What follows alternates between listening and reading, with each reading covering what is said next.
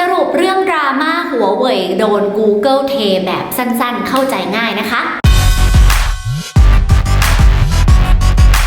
เรื่องนี้กลายเป็นเรื่องใหญ่เลยนะคะเพราะว่าเกี่ยวกับคนไทยโดยตรงค่ะคนใช้หัวเว่ยเฮ้ยอยู่ดีๆ Google จะยุติการให้บริการแล้วเราจะทำยังไงต่อนะคะอัปเดตล่าสุดของล่าสุดก็คือเช้าวันอังคารนี้นะคะทรัมป์ประกาศให้ไลเซนส์ต่อนะคะสำหรับบริษัทที่ต้องทำการค้ากับหัวเว่ยต่อไปอีก3 เดือนจะยุติวันที่19 สิงหาคมนี้ดังนั้นก็ต้องจับตามองกันต่อไปแต่เดี๋ยวสรุปที่มาที่ไปก่อนละกันว่าเกิดอะไรขึ้นบ้างนะคะวันที่20 พฤษภาคมตามเวลาประเทศไทยนะคะGoogle ได้ยุติ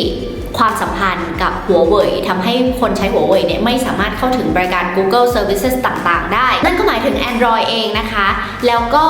หมายถึงบริการต่างๆของ Google ไม่ว่าจะเป็น Gmail Google Maps YouTube Google Calendar และอื่นๆอีกมากมายค่ะเรื่องนี้หลายคนตกใจนะคะเพราะว่าเฮ้ย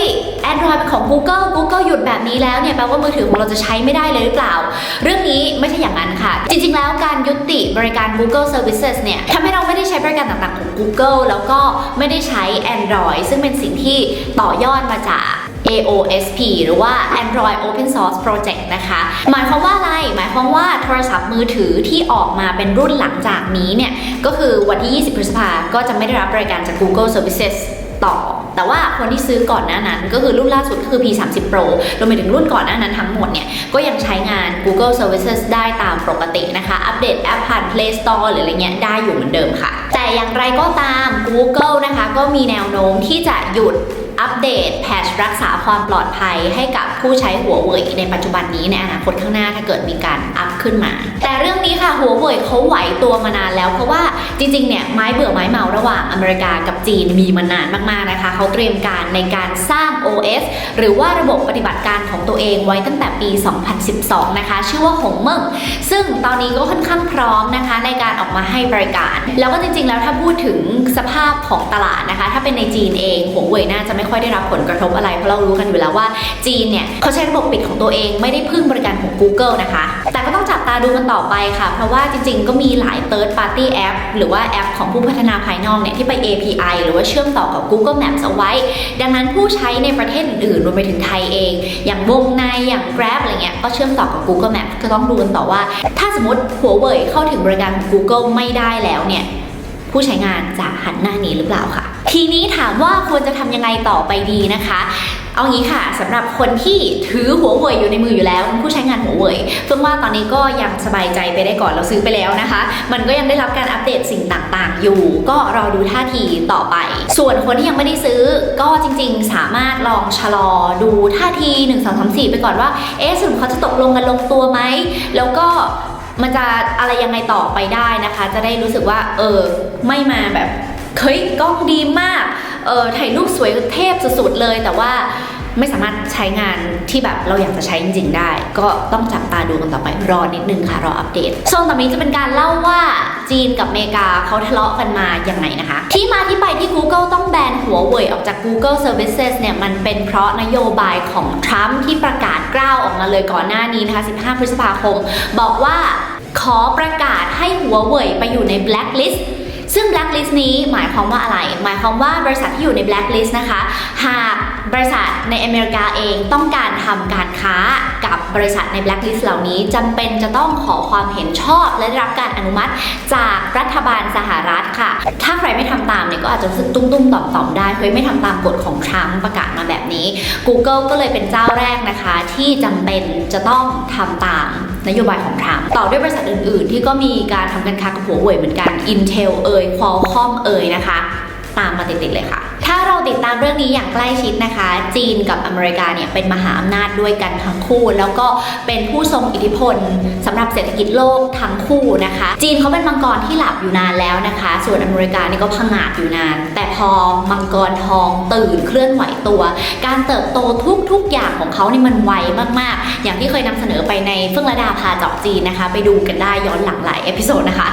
เขาก็เลยมีความแบบเฮ้ยมันแบบตอนแรกอเมริกานำอย่างนี้ตอนนี้จีนแบบเติบโตเร็วขนาดเนี้ยมันก็จะขี่คอกันเขาก็เลยค่อนข้างกลัวแล้วทำไมถึงเจาะจงไปที่หัวเว่ยเป็นเจ้าแรกเฮ้ยแล้วบริษัทอื่นๆของจีนล่ะ Xiaomi OnePlus Vivo Oppo อะไรเงี้ยโดนหรือเปล่าคะ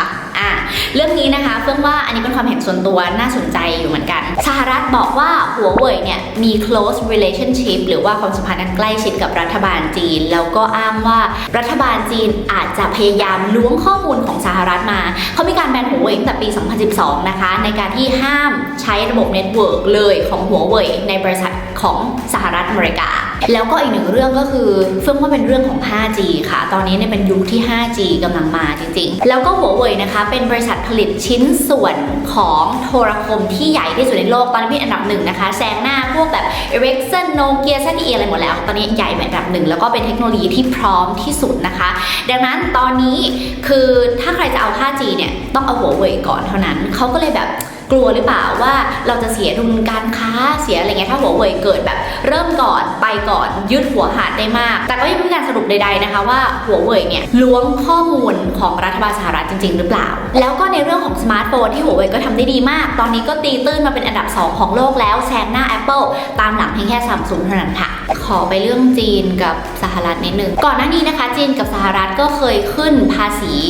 ทางการค้าก็คือเป็นการแบบกีดกันการนำเข้าอะไรเงี้ยสหรัฐเริ่มก่อนโดยการกีดกันจีนแล้วก็จีนก็ทำตามก็แบบตึ๊บแล้วก็ล่าสุดเนี่ยที่ประกาศเรื่องเกี่ยวกับ Google อะไรแบบเนี้ยเพราะว่าจริงๆทรัมป์พยายามหาจุดอ่อนของเมืองจีนนะคะว่ามันคือจุดไหนที่จีนจะอ่อนข้อให้กับตัวเองได้บ้างเรื่องที่จีนเป็นรองละกันสหรัฐสำหรับแบบในภาพใหญ่ของทั่วโลกนะคะก็คือเรื่องของซอฟต์แวร์ข้างในก็คือสตาร์ทอัพเนี่ยเรารู้กันดีเกิดที่อเมริกาเยอะแล้วก็บริการที่เราใช้กันอยู่ทุกวันส่วนใหญ่ก็เป็นสัญชาติอเมริกันนะคะคนทั่วโลกคุ้นชิน Google Facebook หลายๆอย่าง YouTube ก็อยู่ใน Google ใช่ไหม Instagram ใน Facebook อะไรเงี้ย Snapchat ดังนั้นถ้าเขามาแบนเรื่องนี้เนี่ยจีนกระทบแน่นอนนะคะถามว่าจีนตอบโต้ยังไงรัฐบาลสหรัฐไม่ให้จีนใช้ซอฟต์แวร์จากฝั่งตัวเองใช่ไหมจีนก็ประกาศไม่รับสินค้าเกษตรกรรมจากสหรัฐเหมือนกันแล้วก็ประกาศว่าจะไม่ส่งฮาร์ดแวร์ที่ผลิตในประเทศจีนให้กับสหรัฐเรื่องนี้เดือดร้อนแน่นอนนะคะเพราะเรารู้กันอยู่แล้วว่านานมาแล้วจีนเป็นแหล่งผลิตอุปกรณ์ชิ้นส่วนอิเล็กทรอนิกส์ที่ใหญ่ที่สุดในโลกต้องจับตามองกันต่อไปค่ะว่าเรื่องนี้จะลงยังไงแต่เฟื่องเชื่อว่ามันเป็นการที่แบบมันต้องหาจุดตรงกลางให้เจอว่าอะไรจะดีที่สุดสำหรับ2ประเทศนะคะเพราะว่าได้รับผลกระทบทั้ง2ฝ่ายบาดเจ็บหนักแน่นอนอยู่กันอย่างสันติเถอะค่ะจับตานะคะว่าจะเกิดอะไรขึ้นแล้วก็เป็นกำลังใจให้กับผู้ใช้หัวเว่ยโดยทั่วไปด้วยขอให้เจอทางออกที่ดีที่สุดแล้วก็พัฒนาเทคโนโลยีดีๆให้กับชาวโลกได้ใช้กันต่อไปค่ะสู้ค่ะเจอกันคลิปหน้าค่ะอย่าลืมกดไลค์ subscribe นะคะแล้วก็กด See First สั่นกระดิ่งด้วยจะได้ไม่พลาดทุกเรื่องราว IT ที่ทำให้ชีวิตดีขึ้นขอให้มีความสุขแล้วก็สนุกกับโลก IT ไปด้วยกันค่ะ